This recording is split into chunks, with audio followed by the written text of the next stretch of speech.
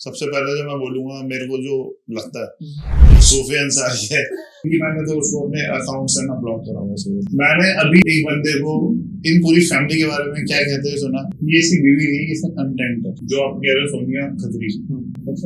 जितने लोगों ने फॉलो करते हैं ना, उसमें से मेरे हिसाब से 70% में उनका नाम नहीं जानते होंगे, क्योंकि उनका नाम फिट गर्ल के नाम से वो फेमस है। स्वागत है मेरे नए पॉडकास्ट जिसकी सीरीज मैं शुरू कर रहा हूँ, रियल टॉक विद शिव। इस चैनल पे आने वाले सारे पॉडकास्ट पे अनफिल्टर बातें होंगी और रियलिटी के साथ हम आपको फैक्ट बताएंगे। उसी के साथ मैं शिव ढाबई आज अपना पहला पॉडकास्ट शुरू कर रहा हूँ। हाँ, आज थोड़ा आपको नर्वस दिख रहा होगा क्योंकि पहला पॉडकास्ट है, पर आई स्वेयर जैसे जैसे हम धीरे धीरे इस जर्नी में आगे बढ़ते रहेंगे, इस जर्नी में मेरा और आपका दोनों का साथ बढ़ता रहेगा। तो आज मेरे साथ फिटनेस इंडस्ट्री के फेमस कपल हमारे साथ हैं, नीरज और हमारे साथ हैं रानी। आप सबका मेरे पॉडकास्ट में, पहले पॉडकास्ट में बहुत बहुत स्वागत है। इवन मैं भी बहुत लकी फील कर रहा हूँ कि मैंने अपनी शुरुआती सेहत से करी है। सलीम खान साहब का एक बहुत अच्छा कोट है। सलीम खान साहब जो सलमान खान के फादर हैं, उन्होंने बहुत अच्छा एक कोट है कि अल्लाह मियां मुझे सेहत और इज्जत दे दे, पैसा मैं अपने आप कमा लूंगा। और इससे अच्छी मोटिवेशन क्या हो सकती है कि मैं अपने पॉडकास्ट की पहली शुरुआत सेहत से शुरू कर रहा हूँ। तो आज हमारे साथ हैं mister Asia UIBFF 2024 in category senior men's physique athlete, overall champion, pro card holder, also brand athlete of Viva fitness and Strek fitness. तो अब मैं इस फिटनेस इंडस्ट्री से ज्यादा अटैच नहीं हूँ, पर आज मैंने पॉडकास्ट शुरू सिर्फ इसलिए किया है ताकि मैं इस इंडस्ट्री को समझूं और मेरे जैसे कई लोग जिन्हें वाकई में इस इंडस्ट्री के बारे में नहीं पता, वो सिर्फ अपनी रील्स में देख रहे हैं या उनका सपना है मुझे बॉडी बनानी है, तो हम इसके रिगार्डिंग बात करेंगे। लेकिन ये बातें सब करते हैं नीरज जी, रानी जी। हम इस पॉडकास्ट में बात करेंगे कि क्या सच्चाई है, क्या एडवांटेज है, क्या डिसएडवांटेज है, और मेरे शो का ही रियल नेम है नो फिल्टर ओनली रियलिटी। तो इस रियलिटी की शुरुआत मैं आप दोनों के साथ शुरू करूंगा। तो सबसे पहले सेल्फ इंट्रोडक्शन आपका और आपका। जैसे कि अभी आपने कहा और मैं भी अपने बारे में बता दूं कि मैं एक मेंस फिजिक का एथलीट हूँ और कंपटीशन में पार्टिसिपेट करता हूँ। और अभी मेरे बहुत बड़े बड़े प्लान्स हैं जिसकी अभी शुरुआत इनिशियली हुई है ऊपर वाले के आशीर्वाद से। और जैसे कि मैं अपने गॉड में बहुत बिलीव करता हूँ कि जो रास्ता उन्होंने मेरे लिए चूज किया है वो मेरे लिए परफेक्ट है। चाहे उसमें मेरे साथ अगर इनिशियली कुछ गलत भी होगा तो मैं उसको एज अ पॉजिटिव वे में लेके चलता हूँ। और जो सबसे बड़ी मोटिवेशन है वो है मेरी वाइफ रानी, जो कि पिछले 14-15 साल से मेरे साथ है। हमारी शादी 14-15 साल हो गए हैं, ठीक है। जस्ट अभी 15 कंप्लीट होने वाले हैं, तो 14 कंप्लीट हो चुके हैं। अब इस मतलब ये कहानी हर घर की है। इस साल में 15 इयर्स कंप्लीट हो जाएंगे, तो इसीलिए 14 से 15। आप याद रखिए, याद है आपको। 15 की तरफ जा रहे हैं। मैम आप अपने बारे में कुछ बताइए। मैं बस इतना बताऊंगी कि मैं इनकी बैकबोन और सपोर्टर हूँ। एक हाउसवाइफ नहीं होती है क्योंकि वो बहुत बड़ा सपोर्टिंग सिस्टम होती है। सही बात है, बिल्कुल। अब तो हाउसवाइफ नहीं है, अब मेरी पार्टनर है, मेरे जिम की पार्टनर है, मेरे साथ में है और हम दोनों मिलके वो जिम रन कर रहे हैं, जो हमारा जिम है फिटनेस रेक्टिफायर के नाम से। उस पे हम स्पेसिफिकली बात करेंगे, उसकी शुरुआत कैसे हुई, ये ख्वाब आपके पास आया कैसे, ये एक मोटिवेशन की तरह कैसे बना, और काफी हर्डल्स आपने फेस किए। बहुत सारे हर्डल्स आए, हम इस पे स्पेसिफिकली बात करने वाले हैं। एक छोटी सी बात और कहूंगा, मेरा फिटनेस इंडस्ट्री में आने का सबसे बड़ा रीजन ये था क्योंकि रानी स्टार्टिंग से स्लिम है, बहुत ब्यूटीफुल रही है शुरू से, अभी भी बहुत है, और स्टार्टिंग से स्लिम थी मैं। और मेरा क्या है कि मैं पहले पतला था, फिर शादी के बाद अच्छा खाना मिल रहा है, पराठे ज्यादा ही, मतलब उठपटांग जो मिलता था वो खा खा के मैं बहुत ज्यादा मोटा हो गया था, बहुत ज्यादा। तो खुद को भी लगने लगा कि यार मैं 100 प्लस हो गया। मैंने इनकी रील देखी है, मैंने आपकी फोटो देखी है, उसमें 108 kg, और ये अनबिलीवेबल था। जब मैं खुद आपकी रील्स देखते हुए वो ऊपर तक आ रहा था, हमारी शायद एक बार बात हुई थी उसके राइड, मैंने जैसे ही इनकी रील्स देखी, अनबिलीवेबल, मैंने इनके पोस्टर देखे, वो लग ही नहीं रहे थे भाई मैं कल इनसे मिलके आया हूँ भाई कौन। लेकिन बहुत बड़ी बात है, आप 108 तक, वही मोटिवेशन है, यही सबसे बड़ी मोटिवेशन है। और इवन उस टाइम पे लोग, मतलब मेरे को अच्छा लगा कि हम एक कपल के रूप में अच्छे नहीं दिख रहे हैं, मतलब मैं अच्छा नहीं लग रहा रानी के आगे, मैं कंपेयर नहीं कर पा रहा था रानी को किसी एंगल से। तो फिर मैंने इस पे वर्क करना शुरू किया, अपनी चीजें प्लान की, रानी ने मेरी हेल्प की, तो ऐसे करते करते आज मैं आपके साथ में बैठा हूँ और एक अच्छा सा फोटो साथ दे रहा हूँ। ये सौभाग्य हमारा है एक्चुअली इनके साथ बैठना, इनका नहीं है। इस स्टोरी में जैसे जैसे हम आगे बढ़ते रहेंगे, इनके हर्डल्स के बारे में बात करेंगे। देखिए, मैं आपको एक चीज बता देना चाहता हूँ, ये पॉडकास्ट शुरू होने से पहले आपको एक कहानी बहुत सिंपल लग रही होगी। हाँ, हमें भी नीरज जी से और रानी जी से मिले शायद 3 दिन हुए थे, तो हमें भी ये कहानी बहुत ही सरल लग रही थी। लग रहा था जैसे कोई शाहरुख खान की फिल्म है। पर इस कहानी में जैसे हम डूबते चले गए, सीक्वेंस आते रहे, चैलेंजेस आते रहे और ये कहानी कहाँ से बढ़ती रही। इस पॉडकास्ट में आप बने रहिए, मैं आपको सारी चीजें धीरे धीरे सब कुछ बताऊंगा और काले सच के साथ बताऊंगा। तो वाकई में अगर मैं आपसे पूछना चाहूँ तो क्या काला सच है और क्या मीठा झूठ है, मैं इसके रिगार्डिंग आपसे थोड़ी सी ब्रीफ बात करना चाहूंगा। तो आप प्लीज खुल के बताइएगा, क्योंकि मेरे शो का ही नाम है no filter only reality. Please. वैसे लेकिन हमारे जो भी इंडिया में चल रहा है फिट इंडिया का अभियान है, तो यहाँ पे सारे उस चीज पे फोकस करते हैं और बहुत अच्छा है कि यूथ सारा उसी में लगा हुआ है। मगर फिट इंडिया को कोई फॉलो नहीं कर रहा। जो फॉलो कर रहे हो शाहरुख खान, सलमान खान भाई की बॉडी देख सही बात है। मतलब आजकल के जो फिजिक बनाने के जो पीछे रीजन है वो ये है कि यार मेरे को अच्छी सी लड़की पटानी है और मार्केट में अच्छा दिखना है मेरे को। आजकल वो सीपी जाके लोग अपने आप को फ्लॉन्ट कर रहे हैं, शर्टलेस घूम रहे हैं, पब्लिक रिएक्शन कैच कर रहे हैं। तो हर किसी को फेमस होना है और हर किसी को बॉडी बनानी है, मगर उसके पीछे की जो रियल वैल्यू है, उसके पीछे का जो रियल रीजन है कि अगर आप इसको एक लिमिटेड टाइम में करोगे तो उसका रिजल्ट आपकी बॉडी पे क्या देगा, या आप एक लॉन्ग टाइम में करोगे तो उसका रिजल्ट आपकी बॉडी पे क्या आएगा, वो ये चीज नहीं देखते हैं। उन्हें बस 3 से 2 महीने में एक अच्छी फिजिक चाहिए जिससे उन पे लोग आने शुरू हो जाए, लोग जानने शुरू हो जाए, पॉपुलर होना शुरू हो जाए। तो मेरे हिसाब से ये मोटो नहीं होना चाहिए एक अच्छी फिजिक बनाने का। आजकल ये ट्रेंड ही हो गया है, आखिर ये शर्टलेस घूमना, ये करना। मुझे मतलब मैं मिस्टर एशिया रहा हूँ, मैं अपने शो के अलावा कहीं मैंने टी शर्ट नहीं उतारी। रानी मुझे 50 बार बोल के रह गई कि आज हम चलते हैं वहाँ पे, आज ये करते हैं। मैडम आज उतरवा देना, मेरा पहला पॉडकास्ट है, आज उतरवा देना प्लीज। आज मेरे भाई मैं आपको जाने नहीं दूंगा, मैं क्या नाम बता रहा हूँ, आज शर्ट खुलवा देंगे। अरे मेरे शो का रियल नेम है भाई, यहाँ पे क्या देख रहे हो, नो फिल्टर से भाई से बता सकता हूँ, मैं आपको अच्छे से भाई से जूम करके देख लो, ये है भाई साहब। तो धीरज भाई, हम बात कर रहे थे अभी थोड़ी देर पहले कुछ इन्फ्लुएंसर्स की फिटनेस के काले सच और मीठे झूठ के बारे में। तो मैं उसी के रिगार्डिंग एक बार वापस से आपको घुमा के पूछना चाहूंगा, क्योंकि मुझे और मेरी ऑडियंस को अभी भी वो जवाब नहीं मिला। तो आप बताइए अभी भी कि कुछ इन्फ्लुएंसर्स हैं जो शर्टलेस होके या ऐसा कंटेंट बना के आज भी व्यूज ले रहे हैं, उस पे आपका क्या कहना है? बेसिकली क्या हो रहा है ना, ये सारा करके ना बॉयज को नहीं देंगे, इसके पीछे बहुत सारी गर्ल्स भी है जो कि बॉयज को शर्ट है, गर्ल्स की जितनी वीडियोस है सारी आपको पता है लाइक से शुरू हो रही है। ये बात सच है, मतलब एल्गोरिदम आप सेट कर लीजिए, 4 रील आप लाइक कर दीजिए, बट और लास्ट में ऐसी रील्स आने लगेंगी। एक बंदा 6 महीने की मेहनत करके एक अच्छी फिजिक बनाता है डाइट करके, उसकी वीडियोस पे लाइक्स और कमेंट्स देख लेना और किसी लड़की की वीडियो पे लाइक्स और कमेंट देखना, कंपैरिजन आपको पता लग ही जाएगा। मैं भी इसका एक शिकार, ये भी एक काला सच है इसका फिटनेस। सही बात है, एक बहुत बड़ा नेगेटिव पॉइंट है एक रियल प्लेयर के लिए।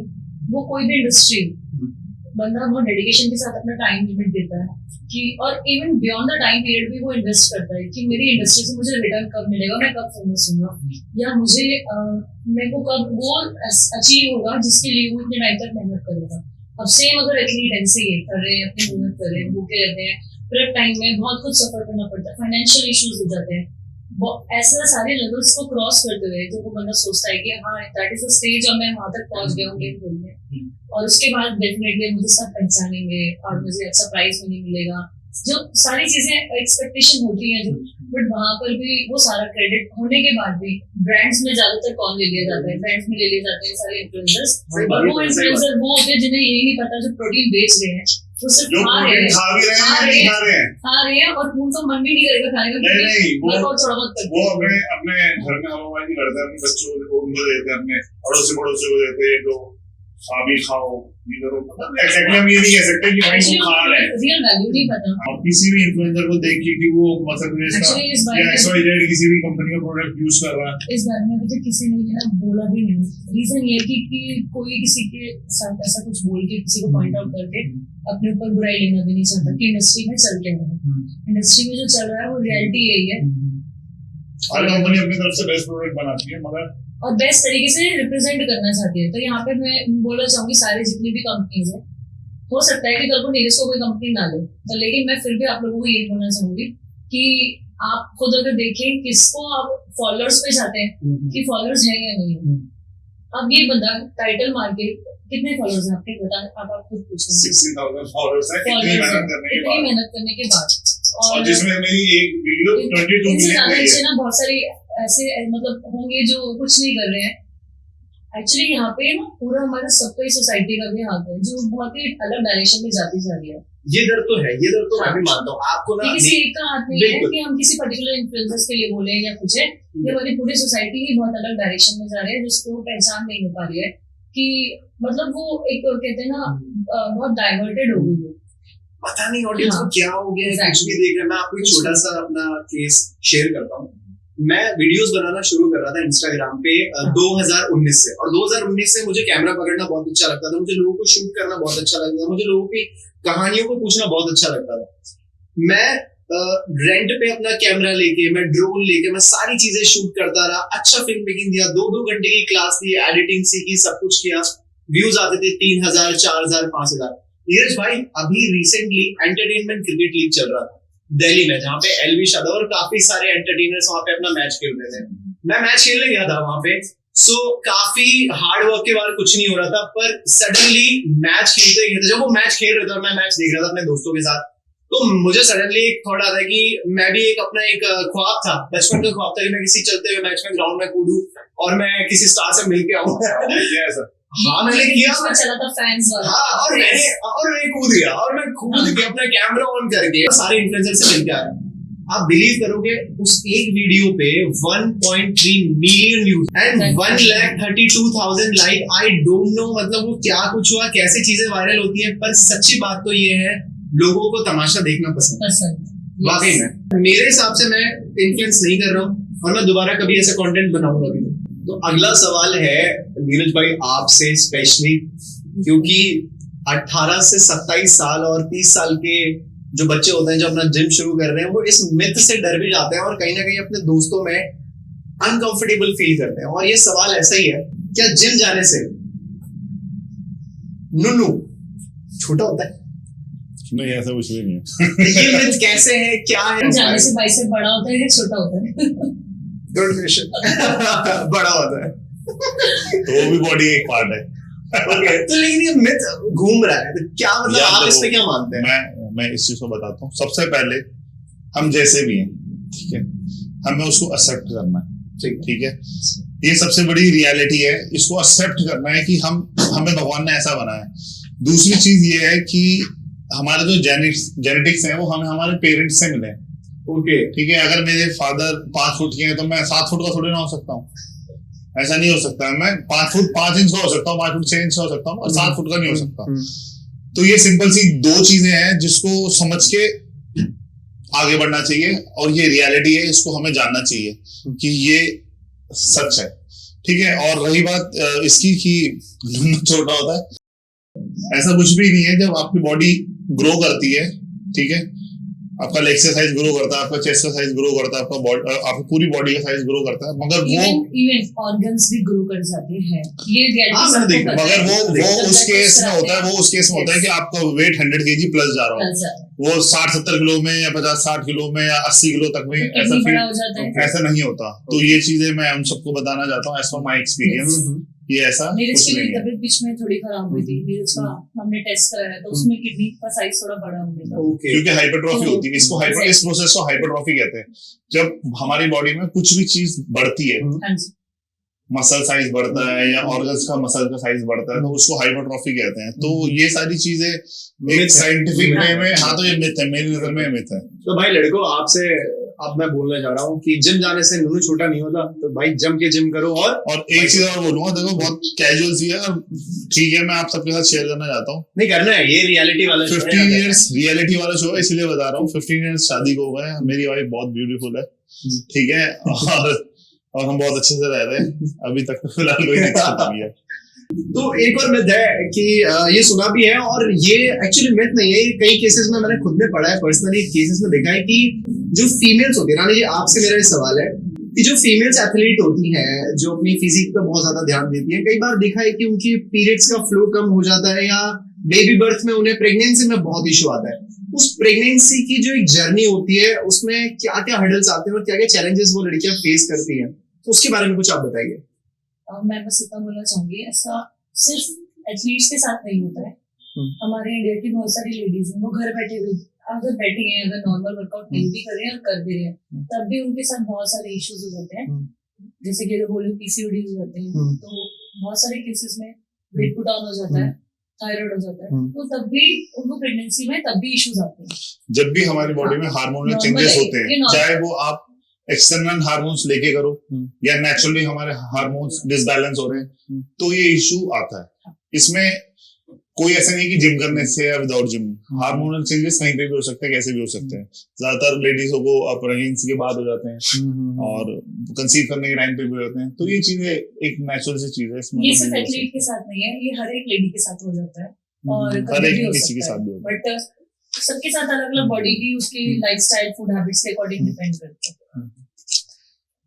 तो मतलब जो केस हमने पढ़े हैं वो पॉसिबिलिटी है, लेकिन वो कुछ कुछ केसेस में ऐसा होता है जहाँ पे हम मान रहे हैं इसको, बाकी हर केस में ऐसा होता नहीं है। ओके, तो वापस मैं घूम के आप ही की कहानी पे आ जाता हूँ जी। आप एक दूसरे से पहली बार कैसे मिले, शादी तक का सफर और आज तक का सफर आपका कैसा रहा, उसी बीच जैसे आपका नाम रानी है और आपका नाम नीरज है, तो आप दोनों अदर कास्ट से बिलीव कर, जैसे आप हिंदू हैं, आप मुस्लिम हैं, तो ये सारे चैलेंजेस आपने कैसे फेस किए, इसके बारे में आप थोड़ा सा बताइए। ये अगर लड़का बताए तो खानी बहुत ज्यादा खूबसूरत लगती है। भाई आप ही बताइए भाई। मैं जब 18 साल का था तब मैं फर्स्ट टाइम रानी से मिला था, 18 इयर्स का था मैं। तो मेरी सिस्टर के कॉलेज में फंक्शन था, मेरे से बड़ी है मेरी सिस्टर, तो वहां मैं रानी से मिला था। तो मेरी सिस्टर ने इंट्रोड्यूस करवाया था इनसे कि ये ऐसे ऐसे कॉलेज की सीसी है, बहन ने बंदी सेट करवा दी। कॉलेज की सीसी थी। दूसरा इंटरव्यू तो उसमें टाइटल यही था कि बहन की बंदी ने बंदी सेट करा दी। दीदी मैं आपसे शुरू से कह रहा था कुछ बंदी सेट करा दो, देख रहे हो आप, अब तो मैं एग्जांपल भी लिया, दीदी कोई तो सेट करा दो प्लीज। तो वहां पे मैं कॉलेज में मिला था रानी से। तो उसके 1 साल बाद मतलब हमने नंबर एक्सचेंज किया था और हमारी कोई बात नहीं हुई। तो फिर मेरे को लगा कि यार अब मेरी पढ़ाई पूरी हो गई है और मेरे को कॉलेज में एडमिशन कराना चाहिए। तो फिर मैंने अपने सिस्टर से बात की कि ऐसे ऐसे मेरे को एडमिशन कराना है कॉलेज में। तो उन्होंने यही कहा कि तेरे को उस टाइम रानी से मिलवाया था मैंने, तो वो कॉलेज की सीसी है, वो एडमिशन करा देगी या तेरी हेल्प कर देगी कॉलेज में एडमिशन कराने के लिए। तब मैंने इनको एक बार फोन पे बात की इनसे, तो मैंने इनसे टाइम फिक्स किया मिलने के लिए कि मेरे को आपसे 10-5 मिनट के लिए मिलना है, अगर आप टाइम है आपके पास तो उन्होंने कहा ठीक है हम मिलते हैं। तो फिर मैं इनसे मिला, कॉलेज से एडमिशन तो हमारी जिंदगी में एडमिशन हो गया और वो एडमिशन वो पढ़ाई इतनी लंबी चल रही है कि 15 साल से वो सिलेबस अभी तक तो खत्म नहीं हुआ। कास्ट का इशू आया कि उन्होंने बोला नहीं कास्ट हो जाना बहुत छोटी चीज है, कास्ट तो बहुत छोटी चीज है। कास्ट तो उसमें हो गया कि चलो हम सारे हिंदू हैं, ये आप ब्राह्मण हैं और आप ठाकुर हैं और मैं राजपूत हूँ, तो ये हो गया कास्ट सिस्टम। तो हमारा तो सिस्टम ही चेंज था, मतलब पूरा रिलीजन ही चेंज था। रिलीजन ये मुस्लिम है और मैं हिंदू। हाँ, उसी एंगल पर मैं बात करना चाहता हूँ। जब फर्स्ट टाइम पेरेंट्स ने पूछा कि चलो ठीक है आप बताओ कि आप कौन सी लड़की आपने चूज की है, वो क्या है, कौन है, मैंने बताया कि ऐसे ऐसे रानी नाम है और रानी खान नाम है उनका पूरा। तो मतलब वो दिन ऐसा था मेरे कि अभी तक मेरे को याद है उस दिन जो मैंने फील किया था, जो मैंने फेस किया था। तो बस ये सुनने के बाद तो वो चुप बैठने वाले नहीं थे। उन्होंने अपनी तरफ से पूरी कोशिश कर ली कि मैं शादी ना करूं, मगर मेरा प्यार सच्चा था और हम भी अटल है।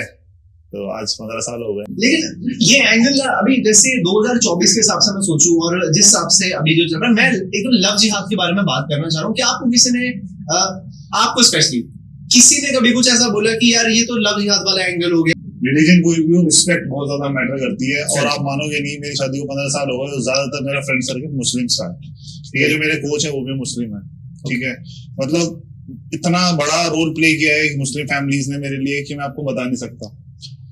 ठीक है, क्योंकि मैंने रिलीजन की बहुत रिस्पेक्ट की है। ठीक है, और मैंने आज तक रानी का रिलीजन चेंज नहीं कराया। रानी अभी भी हमने स्पेशल मैरिज एक्ट किया है, मैं अभी भी हिंदू हूँ और रानी अभी भी मुस्लिम। हमने एक दूसरे का धर्म चेंज नहीं कराया। सारे फेवर में नहीं थे, क्योंकि क्या होता है स्पेशल मैरिज एक्ट में ना, जो पेरेंट्स है वो तो मान जाते हैं, जो रिलेटिव्स है ना उन्हें खुश करना बड़ा मुश्किल होता है। और ये बहुत हार्ड चैलेंज और ये सबसे और बड़ा उनको खुश challenge करना ये भी नहीं है अब, तो वही चीज है। उनको कोई कुछ नहीं करना, किसी भी रिलेटिव को खुश नहीं करना। प्रॉपर शादी करी थी, फंक्शन रिसेप्शन किया था, वहां पे आके वो लोग पार्टी वार्टी करके जा चुके हैं, खाना खा के जा चुके हैं। तो अब जयराम जी की आपने वो गाना सुना है, मैं भी चंगा तू भी चंगी रिश्तेदार। तो जो सोशल मीडिया पे न्यूडिटी फैल गई है उसके बारे में आपका क्या कहना है? खुल के बोलना है। My show name is real talk with Shiv, no filter only reality. वैसे तो आपसे शुरू रिलेटिव वाली चीज तो कुछ नहीं है, मैं आपको बताऊं। हर एक प्रोफेशन की डिमांड अलग होती है, ठीक है, ठीक है। और अगर सपोज मॉडलिंग कर रहे हैं, वहाँ पर भी हर तरीके की ड्रेसेस है, तो ये बहुत हमारे अगर हम अपने प्रोस्पेक्टिव से बोले कि हमें आगे बढ़ना है, हमें कुछ करना है, तो वहाँ पे हम हर तरीके से अपने आप को ढाल लेते हैं, लेकिन हम वही चीज किसको देखते हैं तो एक्सेप्ट नहीं कर पाते हैं। ये एक हमारी बहुत ही इंडियन साइकोलॉजी जो पुराने पेरेंट्स के साथ जैसे चलती आती है, तो वो हम कभी कभी सोच लेते हैं, लेकिन ऐसा नहीं है। न्यूडिटी छोड़ दें अगर हम तो, बट ये कि डायरेक्शंस बस बदल गए। हम बस मतलब यही बोलना चाहेंगे कि डायरेक्शन कोई कुछ फिटनेस इंडस्ट्री से रिलेटेड अगर बोले तो वो डाइवर्ट हो रहा है।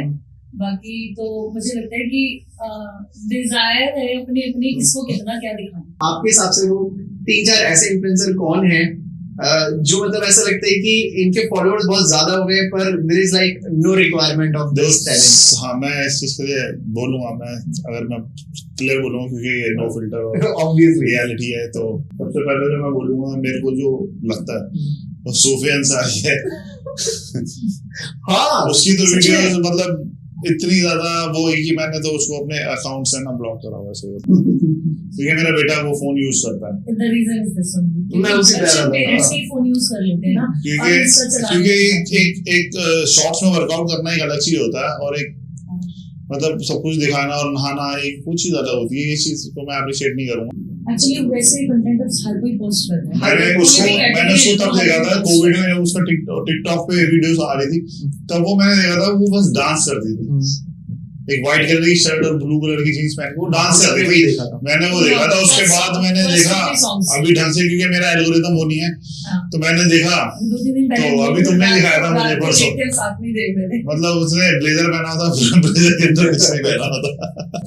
दूसरा वो इन्फ्लुएंसर कौन है सोशल मीडिया पे जो लगता है कि अंजलि अरोड़ा आप बता रही हूँ, ये बहुत सारे हैं जो इतना एकदम से बूम पे आ गए हैं।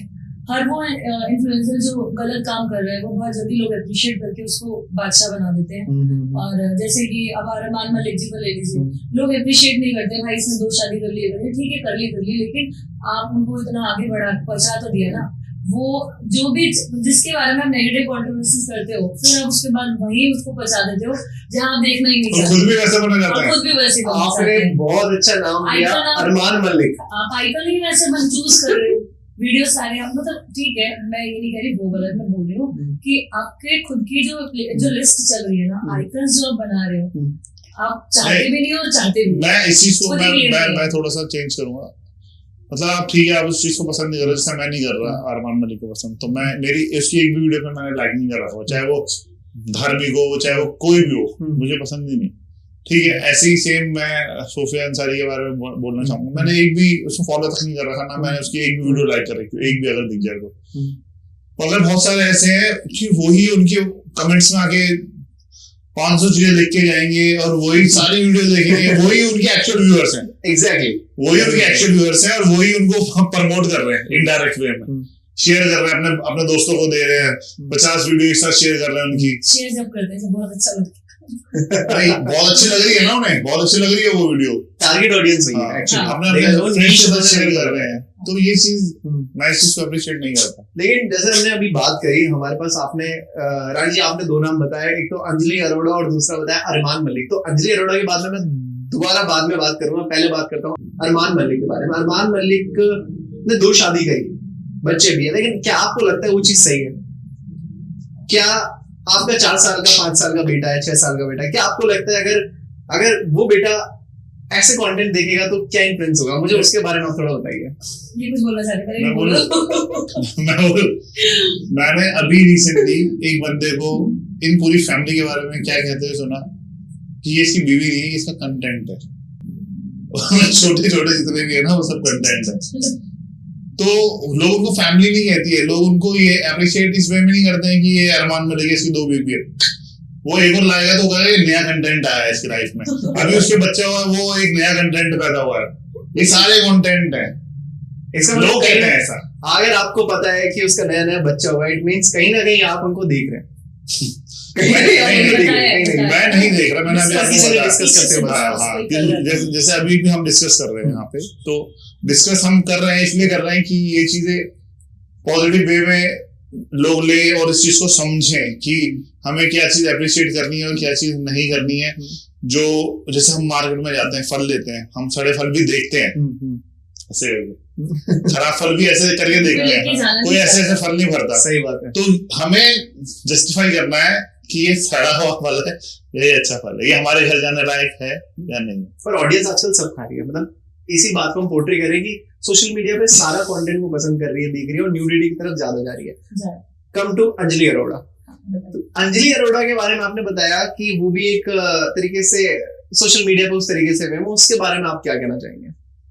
मुझे इतना पता है कि मैंने बीच में थोड़ा सा उड़ता हुआ नाम सुना, फिर पता चला कि एग्जिस्ट करती है, और ऑल ऑफ द सडन कुछ टाइम बाद मैंने एक दो किसी एक्चुअली कंगना की वजह से शो देखा था, तो उस शो में एग्जैक्टली वहां पे देखा, और वो रीजन वहां कंगना की वजह से जाने का, तो बस देख के फिर बाकी वहीं पे wind up. But Anjali Arora ने इतने सारे कंटेंट बनाए, क्या बनाया, बट आज उसके पास सोशल मीडिया से खुद की कमाई हुई काफी सारी चीजें हैं, खुद का घर है, अपने परिवार को इस उम्र में, और लड़की होकर इतना बड़ा सपोर्ट देना अंजलि अरोड़ा के लिए, जो मैंने पर्सनली जो फील किया है, विच इज की अंजलि अरोड़ा ने बहुत कुछ किया सोशल मीडिया पे, और नया क्रिएटर सारे हाथ पैर मारता है, बट आज उसका 3-4 करोड़ का आई थिंक घर है, गाड़ी है, आपने बताया सलून खोल लिया है। एक्चुअली वो डांस भी करती है, तो वही पॉइंट है, मैंने जब उनको देखा कि ये किसकी आवाज है, बहुत फेमस हो जाते पता चल जाता है, तो उनकी प्रोफाइल पे जाके चेक किया कि why she is famous for and what for what, देखा मेरे ख्याल से डांस अच्छा करती है, बट मुझे समझ आया नहीं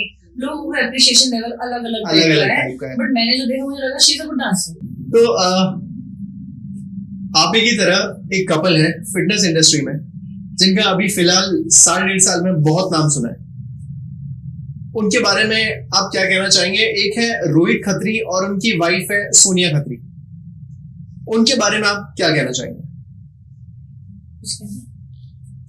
रोहित खत्री के बारे में तो मैं कुछ नहीं कहूँगा, अच्छे इन्फ्लुएंसर हैं और काफी लोग उनसे सीख रहे हैं, देख रहे हैं, उनका लाइफस्टाइल, उनका बॉडी बनाने का तरीका पता नहीं देख रहे, उनका लाइफस्टाइल जरूर देख रहे हैं, उनकी फैमिली में क्या चल रहा है, उनकी पर्सनल चीजें देख रहे हैं लोग। तो और दूसरी चीज जो आप कह रहे हो सोनिया खत्री, मतलब जितने लोगों ने फॉलो करते हैं ना, उसमें से मेरे हिसाब से 70% में उनका नाम नहीं जानते होंगे, क्योंकि उनका नाम फिट गर्ल के नाम से वो फेमस है। ठीक है, उनको उनके नाम से कोई मतलब नहीं है, उनके कंटेंट से मतलब है। तो मैं यही कहना चाहूंगा, बहुत अच्छा कर रही है वो, और आई अप्रिशिएट। सबका ना अपना अपना कंटेंट देने का तरीका अलग होता है, और हर एक लड़की अपना लेवल है ना, आपकी सिस्टर भी होगी या मेरी खुद की पर्सनल चॉइस है कि मेरा क्या लेवल है और मेरे को अपने आप को किस लेवल तक लेके जाना है। मेरे हस्बैंड बोलेंगे यार एक काम करो, ऐसे से पहन लो, ऐसे से दिखाना है या फोटो खींचना, ठीक है, वो मुझे अलाउ कर सकते हैं। तो मैं ये कहूंगी यहाँ पे रोहित भैया का बहुत बड़ा सपोर्ट है कि उनके बिना शायद वो कुछ नहीं करती, क्योंकि हस्बैंड खड़ा होता है तो दुनिया कुछ भी बोले तो वो बहुत कुछ कर सकते हैं, और ये सपोर्ट ही हम एक दूसरे हस्बैंड वाइफ को आगे बढ़ाता है।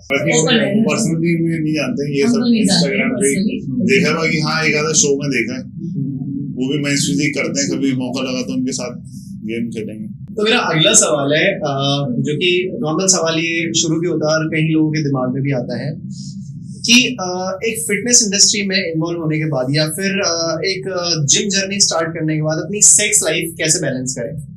देखो उस चीज को मैं इस तरीके से बताऊंगा कि जब हम ऑफिस जाते हैं, सिंपल से एग्जांपल दे रहा हूँ, जब हम ऑफिस जाते हैं और उसके बाद शाम को घर आते हैं, तो घर में सबसे पहले अगर कोई हमें काम बोले घुसते ही, तो हम क्या बोलते हैं, यार मैं आज बहुत थक गया हूँ, ठीक है, क्योंकि हमने पूरे दिन में अपनी एनर्जी के साथ काम किया है। तो आप अपनी एनर्जी को एक ही जगह लगा सकते हो, 3-4 जगह नहीं लगा सकते हो। ठीक है, कुछ चीजें अच्छी लगती हैं आपको, अच्छी लगने के लिए कर सकते हो, पॉइंट टू पॉइंट बात कर सकते हैं, कुछ चीजें अच्छी लगती है, अच्छी लगने के लिए कर सकते हो। और ये जो सेक्स लाइफ की आप बात कर रहे हो, सेक्स भी उसका एक पार्ट है कि अच्छा लगता है, उससे उससे हार्मोन, गुड हार्मोन रिलीज होते हैं, हेल्दी हार्मोन रिलीज होते हैं, ठीक है, अच्छी चीज है। मगर हर अच्छी चीज एक दिन खत्म होने लगती है, बुरी लगने लग जाती है, ठीक है ना। तो हर चीज को बैलेंस करके चलना चाहिए। और जो जैसे मैंने अभी बोला कि हम लोग फिट होने के लिए जाते हैं, और जो फिट होने के लिए जा रहा है ना जिम में, तो उसको तो पहली बात कोई प्रॉब्लम हो नहीं सकती, क्योंकि वो फिट होने जा रहा है, अनफिट होने नहीं जा रहा, ठीक है। जो ये अनफिट और सेक्स लाइफ वाली बात है, ये उस केस में है, मतलब जिसमें हाँ जिसमें ये कहते हैं कि स्टीरॉइड्स यूज करते हैं। अब मैं इसकी बात करता हूँ, जो लोग कहते हैं कि स्टीरॉइड्स यूज करते हैं तो उससे आपकी बॉडी पे इफेक्ट पड़ता है और आपके हार्मोन्स खराब हो जाते हैं और आपकी सेक्स लाइफ खराब हो जाती है, और आप बहुत सारी चीजें ऐसे ऐसे बोलते हैं। तो आजकल है ना, चीजें इतनी वास्ट हो गई हैं और एजुकेशन इतनी बढ़ गई है कि लोगों को नॉलेज है, ठीक है। कोई भी चीज आप अनएक्सपीरियंस तरीके से करोगे या किसी बिगिनर के उसमें करोगे तो आपको वो प्रॉब्लम देगा ही देगा। अगर आप नॉर्मल या पूरे दिन में 20 रोटी भी खा रहे हो ना, सपोज आपको भूख है, 20 रोटी खा रहे हो, वो भी आपके लिए अनहेल्दी है, ठीक है ना, वो भी आपकी बॉडी में कहीं ना कहीं जाके एक रिएक्शन करेगी। तो ये तो केमिकल कंपाउंड्स है जो आपकी बॉडी में जाके रिएक्शन करेंगे। तो आपको जब वो चीज चलती है तो कोई प्रॉब्लम नहीं होती है, जब वो चीज रुक जाती है तब प्रॉब्लम फेस करना शुरू होता है, क्योंकि आप इतने टाइम से आर्टिफिशियल हार्मोन्स ले रहे हो, फिर आपके जो नेचुरल हार्मोन्स हैं वो सप्रेस होने लग जाते हैं। तो फिर जब आप बाहर से लेना बंद कर दोगे तो नेचुरल आपके ऑलरेडी सप्रेस हो चुके हैं, तो हमें उस चीज को बूस्ट करना पड़ता है। और यहाँ एक अच्छे कोच का रोल प्ले होता है, ठीक है। इसलिए कहा जाता है कि एक अच्छे कोच सेंटर में गाइडेंस लो। और सबसे बड़ा रोल होता है, क्योंकि ये एक डिप्रेशन होता है, अपने आप में एक डिप्रेशन है, इसी से लोग चिढ़ने लग जाते हैं, क्योंकि परफॉर्मेंस एक बार अच्छी नहीं हुई, 2 बार अच्छी नहीं हुई, तो उस चीज को वो अप्रिशिएट नहीं करते कि ठीक है कोई बात नहीं यार, आज नहीं हुई कल कर लेंगे, कोई बात नहीं अच्छे से। तो इस केस में सबसे बड़ा रोल आपके पार्टनर का होता है, आपको उस फेज से निकालना, क्योंकि ये भी अपने आप में है ना एक डिप्रेशन है, एक ट्रॉमा है। बंदा उस ट्रॉमे में चला जाता है, उस ट्रॉमे से निकालने का जो रोल प्ले करते हैं ना, वो आपकी वाइफ या आपकी गर्लफ्रेंड या आपका पार्टनर करता है वो। अगला सवाल मेरा ये है कि फिटनेस इंडस्ट्री में how smartly you can make money, आप इस इंडस्ट्री में पैसा कैसे बना सकते हैं? क्योंकि ये लाखों लोगों का सवाल है कि जिम से पैसा कमाया कैसे जा सकता है एक फिटनेस में बॉडी, क्योंकि आज भी हिंदुस्तान में एक प्रोफेशन की तरह ये हर घर में नहीं देखा जा रहा है। हर घर में अपना जो बाप होता है अपने बेटे को नहीं बोल रहा है कि तू जाके बॉडी बनाओ, स्टेज पे खेल। ये हमारी खुद की चाहत होती है अंदर से, हमारे अंदर से एक ड्रीम होता है कि मैं स्टेज पे चढ़े इंडिया को रिप्रेजेंट करूं। बट आज भी हिंदुस्तान में काफी लोगों को फिटनेस इंडस्ट्री के बारे में पता नहीं, क्योंकि इनकम नहीं है। तो हम फिटनेस इंडस्ट्री में स्मार्टली कैसे पैसा बना सकते हैं, और आपने कैसे बनाया, ये बात आप बताइए। बहुत ज्यादा नहीं बनाया। देखो, मेरे क्वेश्चन का आंसर इस तरीके से, या तो आप first, second, third, fourth, fifth class करके कॉलेज में जाओ, या फिर सीधा ओपन में एडमिशन लेके आप डायरेक्ट 10th के पेपर दे दो, 12th के पेपर दे दो। मगर दोनों में फर्क ये है कि बेस जो है वो नहीं बनेगा। पैसा तो कमा लोगे मगर बेस नहीं बनेगा, ठीक है। जैसे कि अगर मैं अब बात करूं सिंपल सी, मैं कंपटीशन खेलता हूँ, एशिया में गोल्ड मेडल है, ठीक है, मेहनत करिए। मेरा एक जिम है, वो भी बड़ी मेहनत से खोला है मैंने, ठीक है, बहुत मेहनत से। अच्छा, वो कैसे खोला, उसकी शुरुआत कैसे हुई, मैं उसके बारे में पहले इस बात को कंप्लीट करना फिर बताऊंगा, ठीक है। बहुत मेहनत से खोला है, मतलब ऐसी इतनी मेहनत लगी कि मैंने रानी की काफी सारी ज्वेलरी भी उसमें निकाल दी, अपनी गाड़ी भी निकाल दी जिम खोलने के चक्कर में। जिम खुल जाएगा, अपना काम खुल जाएगा, पैसे कम पड़ रहे थे क्योंकि जिम में अच्छी खासी इन्वेस्टमेंट लगती है, ठीक है। तो ये सारी चीजें हमने इन्वेस्टमेंट अगर मालूम है आप, देखो जो मेरा जिम में जो मैंने इन्वेस्टमेंट की है वो एक एवरेज जिम है, कोई ये नहीं कहूंगा कि बहुत हाई फाई जिम है या बहुत ही लो जिम है, कि इतना भी लो नहीं है कि लोग उसमें वर्कआउट करते हुए मशीन पे गिर जाए। मतलब मैंने अपनी तरफ से बेस्ट करा है, ठीक है। तो वो उसमें अराउंड 22-25 लाख कहीं ना कहीं आपका सपना भी, हाँ ये सपना था, ठीक है। तो अब ये मैं बता रहा हूँ, हार्ड वर्क और स्मार्ट प्ले और पैसा कैसे कमाना है, ठीक है, ये मैं बता रहा हूँ। हाँ, तो ये मैंने इसमें इतनी चीजें, इतनी मेहनत करी, हार्ड वर्क किया, कंपटीशन खेला, भूखा रहा, प्यासा रहा, ये सारी चीजें की, तब जाके मैंने अपने रानी ज्वेलरी भी सेल करी, साथ में अपनी गाड़ी भी सेल करी, तब जाके मैं बड़ी मुश्किल से मैं जिम खोल पाया, ठीक है। अब मैं फिर से बात करता हूँ रोहित खत्री भाई की, ठीक है। उसने स्मार्टली प्ले किया। कैसे? उसने यूट्यूब बनाया सीधा, फिटनेस के ऊपर बातें कर रही है, अपनी छत पे जाके वीडियो बनाना, होम वर्कआउट दिखा दिया, लोगों को बता दिया कि जी फ्लाइट्स ऐसे कम होगा, और मैं डाइट में आलू खाता हूँ, मैं डाइट में बैंगन खाता हूँ, या एक्सवाइज जो भी खाता हूँ। तो ये चीजें उसने बताई, और उसने स्मार्टली प्ले करके, मैं एक बार में 10 लोगों को अटेंड कर रहा था, तो वो वहाँ एक बार में 1000 लोगों को अटेंड कर रहा था। तो ये स्मार्टली प्ले उसने किया, उसने फायदा उठाया। आपको प्लेटफॉर्म चूज करना है वाइसली, उसने फायदा अपना एक्सपेंशन करना है। आप यूट्यूब पे भी जाओ, इंस्टाग्राम पे भी जाओ, क्योंकि इंस्टाग्राम पे प्लस ब्रांड आएंगे, क्योंकि आप एक सिंगल पर्सन हर जगह अवेलेबल नहीं हो सकते हो। सोशल मीडिया के माध्यम से आप हर जगह अवेलेबल हो सकते हो। आपको मैं बताती हूँ, एक्चुअली में ना इट इज एलिमेंट कहते हैं, जो 5 एलिमेंट मिलके आपको एक बहुत ही अच्छा फेमस कुछ करता है। सबसे पहले तो आपका यूट्यूब भी होना चाहिए, इंस्टाग्राम में जैसे मैंने बताया, प्लस वो, फिर प्लस आपका गेम भी बहुत स्ट्रांग होना चाहिए, क्योंकि अगर आप गेम, आपके पास बॉडी अब उसकी गेम स्ट्रांग नहीं है, तभी तो लोग उसे बोलते थे बॉडी नहीं बन पा रही, बॉडी तो बना नहीं पा रहा। कमेंट्स देखना आप। ये गेम स्ट्रांग क्या है, या थोड़ा सा मेरी ऑडियंस को गेम स्ट्रांग ये है कि जैसे मैं मेंस फिजिक कर रहा हूँ, मेरे पास गोल्ड मेडल है उसमें, ठीक है, और बहुत 6 महीने के अंदर मैंने ये गोल्ड मेडल जीता है। ओवरऑल चैंपियनशिप है 4 मेरे पास, ओवरऑल चैंपियन है, champion of champion, back to back मैं गेम जीता हूँ। तो मैं अपनी गेम में विनर हूँ, ऑलमोस्ट टॉप लोगों में आता हूँ। 6 महीने पहले नीरज का नामो निशान नहीं था। मैं आपको बताती हूँ, ये 2014 से जब खेल रहे थे, इतने सारे कंटिन्यूसली गेम खेल रहे थे, और ये नीरज के नाम से ही इंस्टाग्राम पे आईडी बना के कंटिन्यू चल रहे थे कि कभी कभार मन करा उठ के पोस्टिंग कर दी, गेम खेलने गए तो पोस्टिंग कर दी, एक आध पोस्ट मार दी, दैट्स इट। इंस्टाग्राम पे हम लोग बिल्कुल भी कहीं पे भी एक्टिव नहीं थे, इवन मैं भी और ये भी। फिर बाद में कुछ टाइम पहले, लाइक लास्ट ईयर, मैंने इनको बोला कि अब हम एक काम करते हैं यार, जो तुम कर रहे हो इतनी मेहनत करो, प्रेजेंट भी करते हैं, क्योंकि अपने पास ही रख रहे हैं, वो इन कैश कैसे होगा? अगर आपको 4 लोग जानेंगे तब आप जाके कुछ करोगे, क्लाइंट्स भी तभी आपके पास आएंगे, ऑनलाइन ट्रेडिंग्स आएंगी, जिम भी करोगे तो पॉपुलैरिटी कैसे मिलेगी? हर एक चीज, एवरीथिंग इज इंटरकनेक्टेड। और वो मैं 5 एलिमेंट्स की बात कर रही हूँ, सारी चीजें ही सक्सेस होने के लिए, अगर इंडस्ट्री में आपको टिकना है, तो आपको फेमस होने के लिए ये सब एक इकट्ठा करके रखना पड़ेगा। अच्छी वीडियोस भी क्रिएट करनी पड़ेगी, वहां पे आपको मार्केटिंग टीम रखनी पड़ेगी, अगर आपका बजट है तो ठीक है, नहीं तो खुद वीडियो लेके, जैसे मैं अभी तक हमारे पास कोई वीडियो मतलब हमारी बनाने वाला नहीं है, इनके सारे शोज में मैं पीछे वीडियोग्राफर की तरफ आती हूँ और मैं खुद ही इनको शूट करती हूँ, फिर घर में रात को 2 से 3 बजे तक बैठ के एडिटिंग करती हूँ। जो एडिटिंग का कोर्स नहीं आता, कुछ नहीं आता, लेकिन अपने खुद के लिए बेस्ट कैसे करना है मुझे पता है। वो कौन से एंगल्स, उनके पूरे बॉडी पार्ट, सारे एब्स कहाँ से अच्छा दिख रहा है, कहाँ से बाइसेप अच्छा आ रहा है, बैक कौन सा एंगल से ज्यादा अच्छी दिख रही है, जिसमें वो और ह्यूज लगे और ब्रांड्स हमारे को अप्रोच करें, तो वो मैं कैप्चर करके उनकी रात को एडिटिंग करती हूँ, so that next day morning में एक रील डाल सके। ये कहते हैं ना, फूड डाइट की तरह हो जाता है। अगर आपको दिखना है तो आप रील कंटिन्यू डालते रहो, सुबह शाम आपको पोस्ट करना पड़ेगा, ये हमें ये चीज पब्लिक को दिखना पड़ेगा सोशल मीडिया पे, हमें ये चीज भी समझने में टाइम लगा कि कंटिन्यूअसली दिखना पड़ेगा। तो ये मेरा आखिरी सवाल है इस पॉडकास्ट पे कि आपका भी बेटा जो है वो 11 साल का है, तो आप आने वाली न्यू जनरेशन को एक क्या गुड मैसेज देना चाहेंगे अबाउट फिटनेस के रिगार्डिंग मैं ये बोलना चाहूंगी, इसके लिए मैं पहले जवाब देती हूँ, फिर मेरे थॉट बताएंगे। आजकल जो पेरेंट्स है ना, हर कोई बचपन से कहते हैं कि पढ़ो पढ़ो पढ़ो, ये करो वो करो।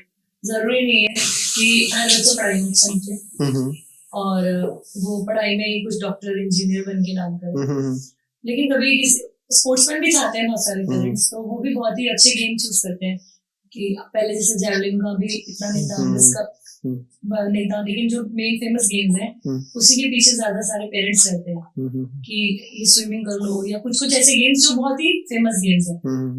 तो मैं यही कहूंगी कि बॉडी बिल्डिंग के लिए कोई अपने पेरेंट्स है ना, अपने बच्चों को ना कभी नहीं कहते तू बॉडी बिल्डर बन जा, क्योंकि सबको पता है कि बहुत मेहनत करनी पड़ेगी और उसमें नाम भी नहीं होगा, और फिर मेहनत कंटिन्यू करते रहोगे तो नाम बना रहेगा। लेकिन काफी टाइम से इस गेम में चेंजेस आ रहे हैं, जो न्यू बॉडी बिल्डर्स हैं वो कोशिश कर रहे हैं कि वो एक रोल मॉडल की तरह प्ले करें, जिससे वो अच्छा खासा फेमस होके वो इन्फ्लुएंस कर सके लोगों को कि यार हमारी इस इंडस्ट्री से बहुत कुछ मिल सकता है, पहले नहीं मिल रहा था, वो फेम के साथ साथ वो मनी भी होता है। तो मैं यही बोलूंगी कि घर बैठे लोगों को अपना हुनर दिखाना है, और तब तक दिखाना है जब तक हर कोई ये ना कह दे कि अपना बेटा बॉडी बिल्डर बनाना है। ओके, तो अपन अब लास्ट खेलते हैं रैपिड फायर। इस रैपिड फायर में आपको एक लाइन में जवाब देना है, या एक वर्ड में खत्म कर देना है. 3 common injury while exercise. Lower back.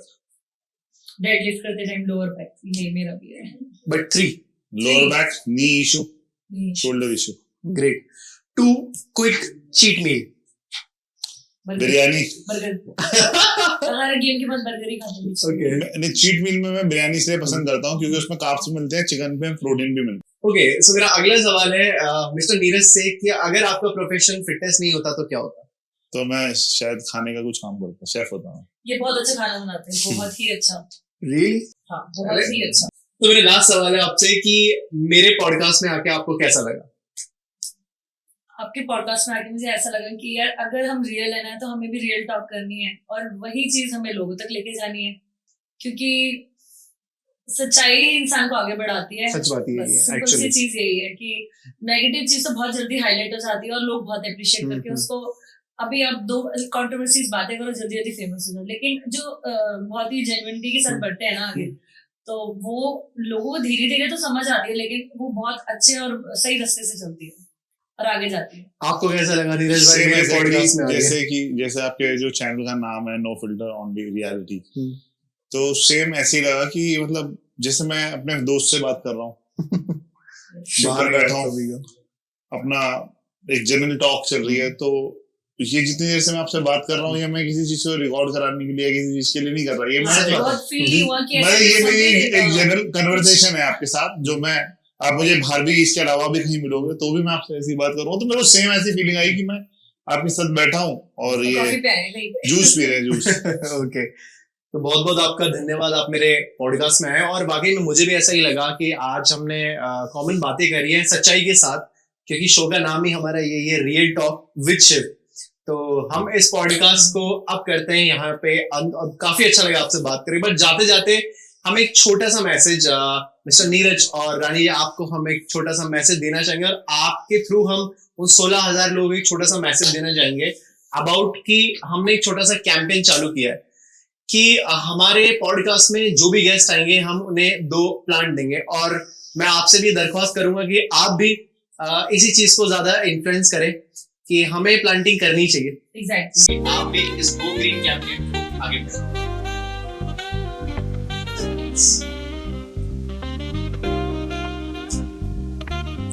This is amazing, और ये मैसेज जो आप दे रहे हो ये बहुत अच्छा है, और इसका एक मैसेज और भी जा रहा है. यही वो बेसिक नेसेसिटी है जो एक ह्यूमन को हेल्दी रख सकता है.